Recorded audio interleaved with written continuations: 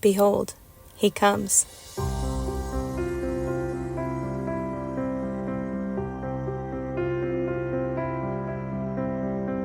All across the land, the people lift their eyes toward the loud trumpet sound in the distance. The ground begins to shake as the heavy wheels of royal chariots approach, the rumbling rocks announcing his arrival and beckoning his welcome. His fame precedes him. It is the bridegroom king who returns to take his bride. As his chariot slows to a stop, there forms around him a crowd buzzing with curiosity, a multitude hoping to be or even just to see the one that he will choose. Without delay, a dazzling display of beauty parades itself before him. With their heads dressed in lilies and roses, they beg for his delight, wooing and dancing, arrayed in their best efforts to capture his eye and win his affection. With countless desiring and many prepared, who will he find ready? As he looks upon the sea of lovely maidens, his eyes are focused, determined to find the one fashioned for him. His gaze moves quickly past the many adoring faces and then settles upon the distant horizon. Undistracted by the flamboyant show of pomp and glamour begging for his attention, instead he closes his eyes, listening through the noise of many calling out for him. He searches not for what can be seen, but for what he has known. His countenance lifts as his ear finds a faint, distant sound. Without hesitating, he sets off confidently toward it, making a path through the lovely, the decorated, and the highly esteemed as they reluctantly make way for him to pass them by. With focus unbroken, his steps hasten, compelled by a familiar tune, until finally he stops beneath an old gnarled tree standing at the edge of a humble field. It is here where the song he now knows by heart can be heard loudly, having guided him finally to its source. His gaze is set, focused on only one thing now. Her. He waits, still, listening to the song as it steadily rises from the very heartbeat of the one that has been here all along, waiting, always wanting him. The one whose very breath has been the steady rhythm for the melody that carried him through the night and beckoned him into the dawning of a new day.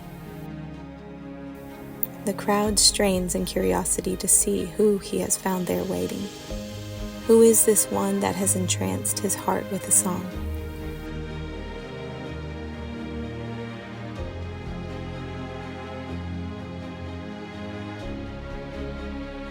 With many lovely behind, there stands now just one before him.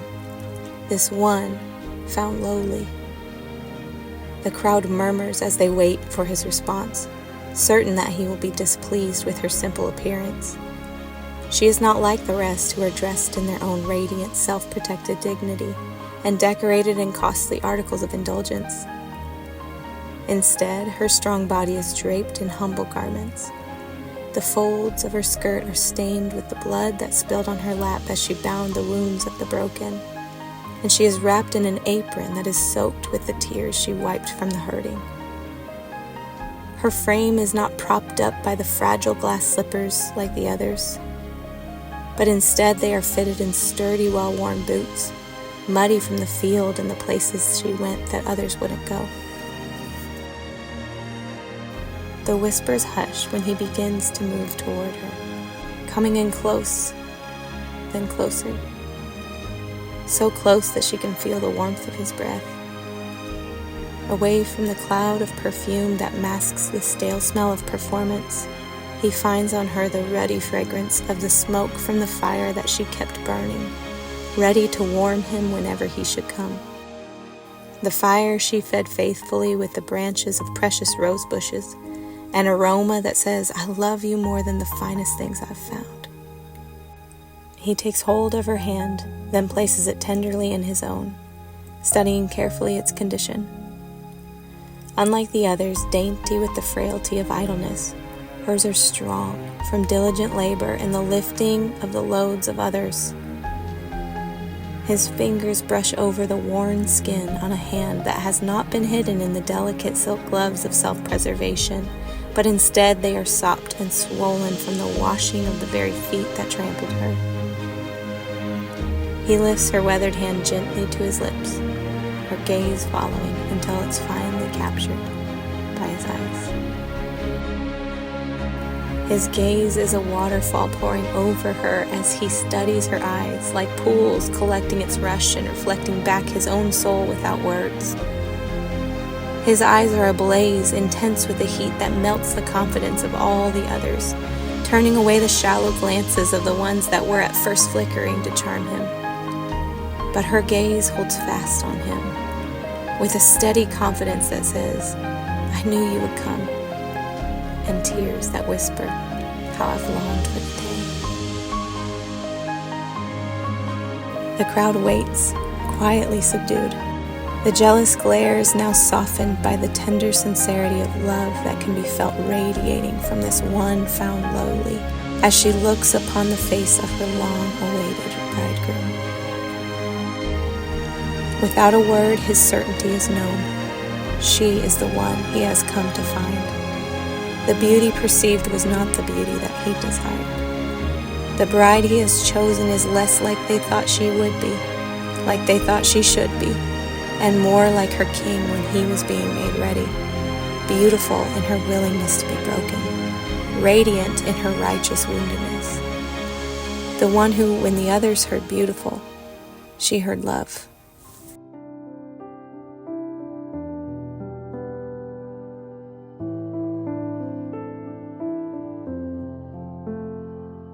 It was this lowly one who, while the others filled their days with crafting their appearance and fashioning a display to impress him, she spent herself in love, tilling the humble field he left behind, the very place where he wrote her name like a vow on the tree that stood at the gate to welcome her in.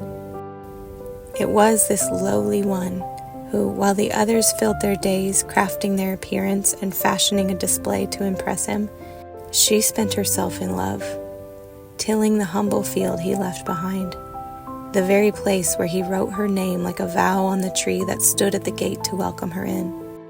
While the others put up fences to protect their fields of roses and lilies, sowing seeds to satisfy their own desires, she gave hers away, so that she might devote more fully to tending his, daily entering under that tree marked by love into the place she would give her strength in all of her days, bending her back to see his dreams fulfilled, cultivating the seeds he left hidden in the soil, seeds that produced no immediate profit for her, but instead would feed the hungry and all who would come to be fed by its fruitful harvest. And with every thorn of the earth that tore at her flesh, she held fast to the joy set before her, him.